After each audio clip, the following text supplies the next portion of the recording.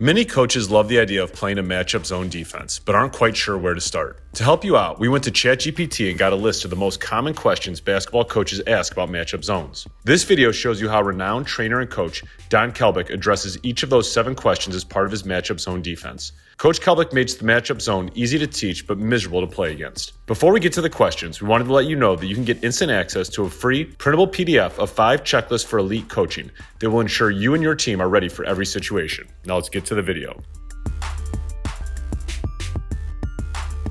This defense is a very difficult defense to play against. One of the things that I always try to accomplish without trying to reinvent the wheel is I've always felt that it was very important that when you play at a level where you're heavily scouted and you see opponents multiple times during a season, you need to be hard to prepare for. Now, there are a lot of coaches that approach that as the season goes along, they put in more things, they take out more things. So the second time you see a team, you have a completely different system. That did not work for me. It may work for some, but that did not work for me. Whatever we decided we were going to do in the beginning of the year, we would try and stick with that and make it better. As we were scouted, as we went along, and people started to pick apart what we did, they would make adjustments and we would have to make adjustments as well. One of the cases with this matchup zone is that it's very unusual. It's unlikely that during the course of a season you're going to see a zone like this 2-3 times during the year. So it makes it very difficult to prepare for it. It takes a while for the offense to realize what you're playing. And just when they think they have it figured out, because it's a changeable defense, because it, again, is like a motion offense where it reacts to the defense, just when the offense thinks they have it figured out, it changes into something else. And I think that there's great benefit to that when you're trying to stop people from scoring. It's won a lot of games for us just because of that situation.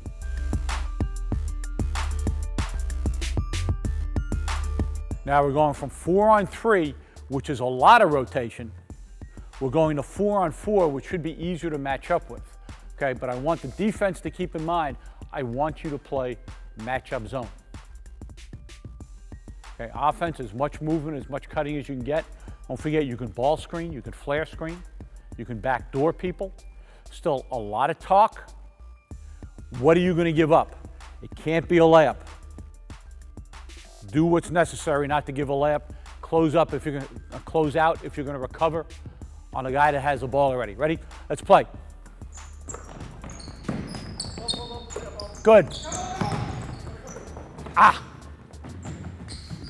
go again. Now I want to point this out too. Did they score? No. Turn the ball over. It's going to happen in games. Your defense is not going to be perfect. Okay? Basketball is not a game of perfect. You know what they call shooters that miss 55% of their shots? They call them great shooters. Basketball is not a game of perfect. So they wound up with a back door. They wound up with a guy open going towards the basket. Is that something you need to beat yourself up over? No, because they still turned the ball over. They had to make a play, couldn't make it. But it is something that you need to learn from, because again, a matchup zone is interpretive. It's going to be different every time down the floor. So learn from that. We don't want it to happen again, but don't beat yourself up because you gave that up. Ready? Let's go.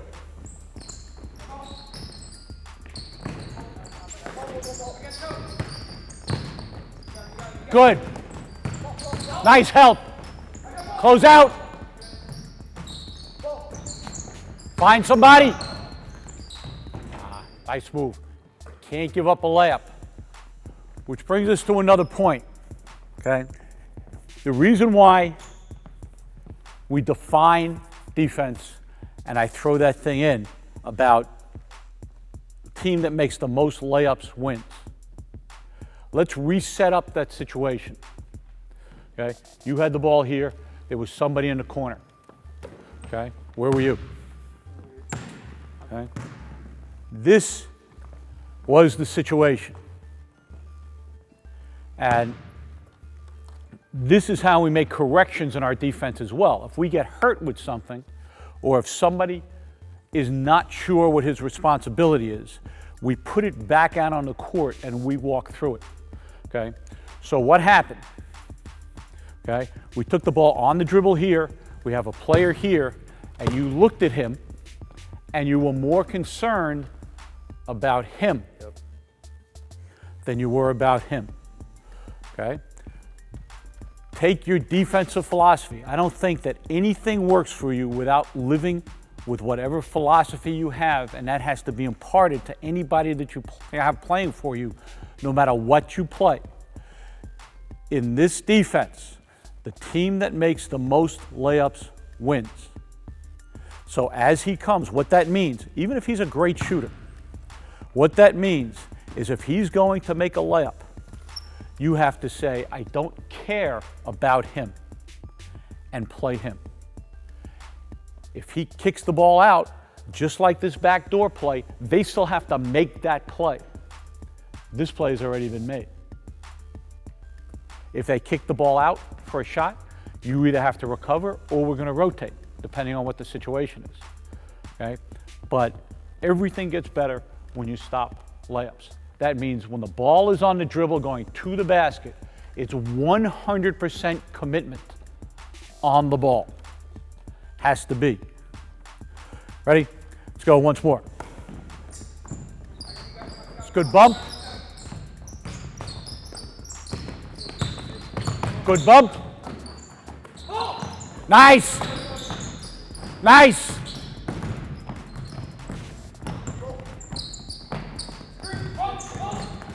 Everybody find somebody. Help. Good. Good. Let's see what we do in the matchup zone, knowing that he is a great scorer. We're going to try and play this live.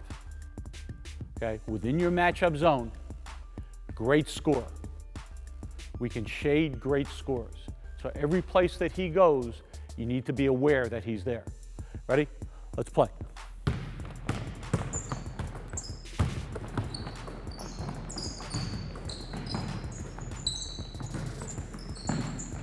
Nice, down low.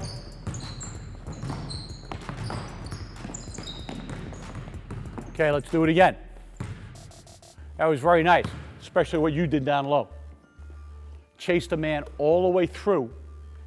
Somebody cut from the weak side behind him. We pushed somebody else out to play in the corner. Took the guy down on the block. You don't even remember you did that, right? Just say good. Okay?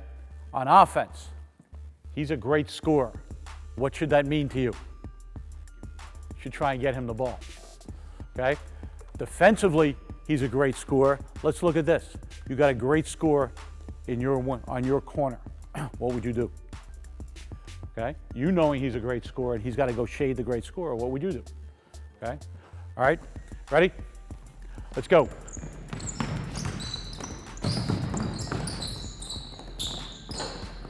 Good. Once more. Keep in mind, shots are not bad. Okay? Did they take the shot that they wanted to take? And remember, it only counts if it comes out the bottom of the net. Okay?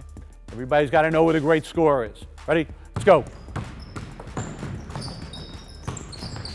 Don't bump off him, he's a scorer. Cooper, you got to look to score. Nice. Ooh.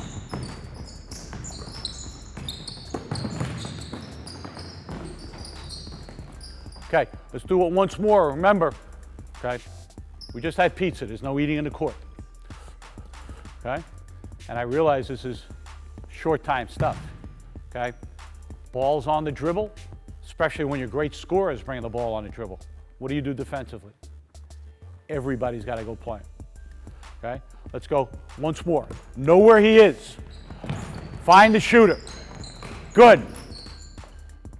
Nice job on defense. Find the shooter. Know where the shooter is. Know where the shooter is. Know where the shooter is. Good. Nice. Has the shooter been able to get the ball? Have you changed anything aside from knowing where he is? Have you changed anything defensively? All inside the same responsibilities.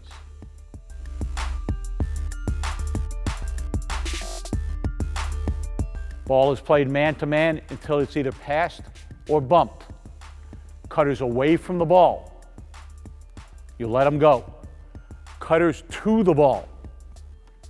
Okay, now what's our philosophy? Don't let them score, and the team that makes the most layups wins. We're going to do whatever we can do to keep the ball out of scoring areas where they're going to get a layup. Cutters to the ball are played man-to-man until you can bump them to somebody else. We do not allow cutters to the ball. So if the pass goes there, where are we? Okay. If he cuts now to the ball, to the pinch post, we're going to play this man-to-man. What's your man-to-man? There you go. You're going to play this man-to-man until you run into somebody else. Now you can bump him to get in front, and then you're going to step here and you're going to be helped. Okay? Cutters to the ball are played man-to-man. We do not allow cutters to the ball. Whole thing, forearm, holding them off, making them change direction. Cutters to the ball are played man-to-man. Okay? Pass comes here. Whose ball? Yep. If he's going to stay on the post, you have nobody to play, just play him. Okay? If he brings the ball here on the dribble, we're going to come, we're going to seal. When he gets to the wing, you're going to bump. We have him behind, we're going to bump to the post. Those are your basic rules. We have positions: up guard, up wing, center, down guard, down wing. Ball's played man-to-man on the dribble until you're bumped or passed. Cutters away from the ball, you let go. Cutters to the ball, you play man-to-man.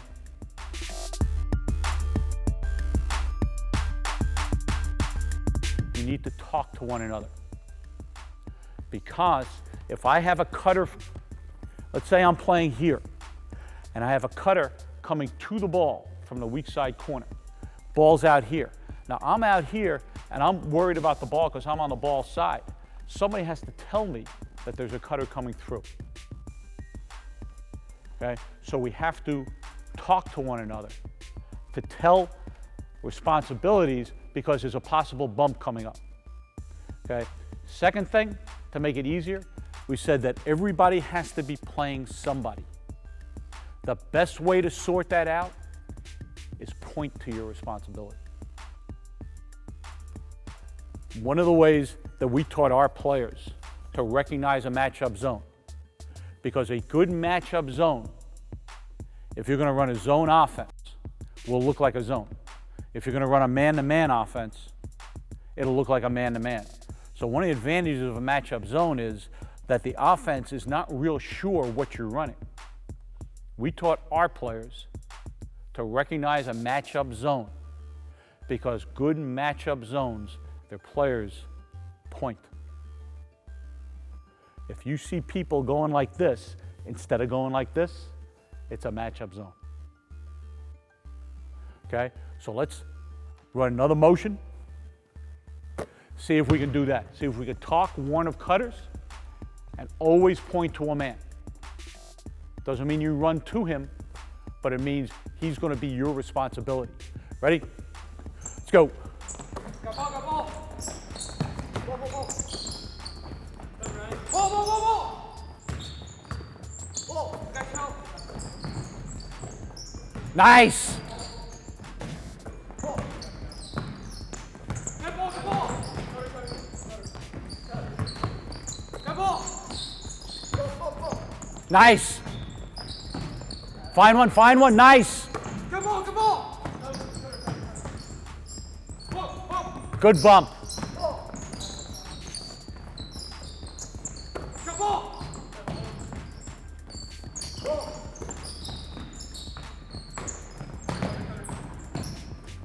Find one. Find somebody. Find somebody.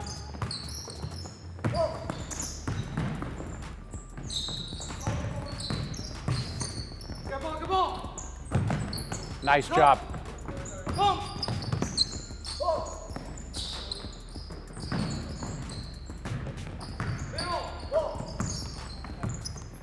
Come on. Nice.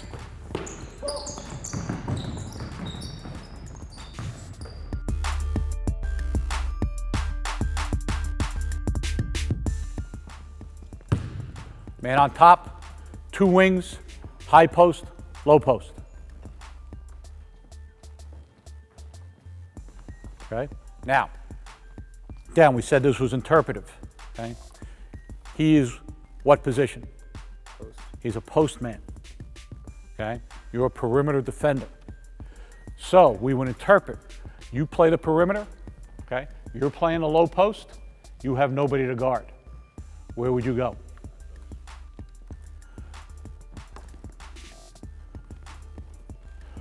Okay, so this is the way we match up against a 1-3-1. Okay, and personnel and positioning is important. We try and keep our perimeter players guarding perimeter players and our post players guarding post players. What would we do if it was the other way? Go to low post here. High post. How would we match up here? Except we'd have the center here. Okay? You'd be on top of him. You wouldn't stand outside him. Okay? This is the way we'd match up against the 1-3-1. How about a 2-1-2? 2 on top, 2 out on the wings, 1 on the high post. Point to your man. Okay? Everybody has to guard somebody. And notice the situations are still the same. Our up guard is still guarding the ball up top. Our up wing is still playing the first pass on that side. We still have corner responsibility. We still have post responsibility. We still have wing responsibility. Once the ball is put in play, everything stays the same. You find a man, if he's open and in front of you, then he's your man. Find out who's guarding the ball, match up off of him.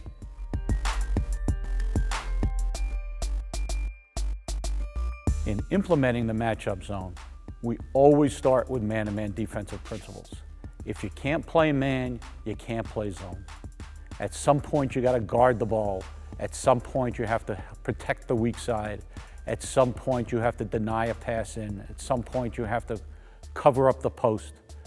Those are all man-to-man principles. Weak side, strong side, very, very much man-to-man principles. Pressure on the ball, very much man-to-man principles. So we start with all of our man-to-man principles that we want to have present inside the zone. We do most of it in the preseason as conditioning. We start with a man on the ball. Then we start playing off the ball. And then we'll go to a shell, and then we'll go to 4-on-3, and then we'll go to 5-on-4, and then we'll go to 5-on-5. Once we get to 5-on-5, we put the defense in as a whole. We practice, we don't break down, unless you want to consider a 4-on-3 or 5-on-4 drill a breakdown drill, which I don't. I consider them live drills. We don't break down individual positions. We put it in as a whole because we want to play it as a whole. I put in most of it in one day, and I play it a lot during practice. The man-to-man defensive drills that you saw us do in this video, I do in the preseason. So the first day of practice, we are able to play live. If you are in that position to be able to do that with your team, I would highly recommend it. If you can't do that, then you have to stretch it out a bit because the drills and the teaching are so strenuous. They're great conditioners, they're great agility drills, they're great knowledge drills, but you can't do all that in one day. So I would say the defensive drills, if I could not do that in the preseason, if I had to wait for practice to start, I would probably do that over a 4 or 5 day period. If I do have time, conditioning time before we get into practice, I would stretch it out over a period of weeks and spend more time on each individual skill.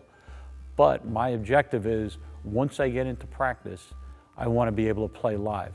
I want them all to have those all I want them all to have those man-to-man defensive principles down pat, so when we put in the matchup zone, we don't have to go over them again and they're able to play. We hope you enjoyed this matchup zone video. If you want instant access to 5 checklists for elite coaching, make sure to click the link in the description so you can gain access to a free PDF. Again, if you use these checklists in your coaching, your team will have an answer for whatever problem your opponent poses. Make sure to click and subscribe and then click the bell button so you're the first to know when we release more new videos. Thanks for watching.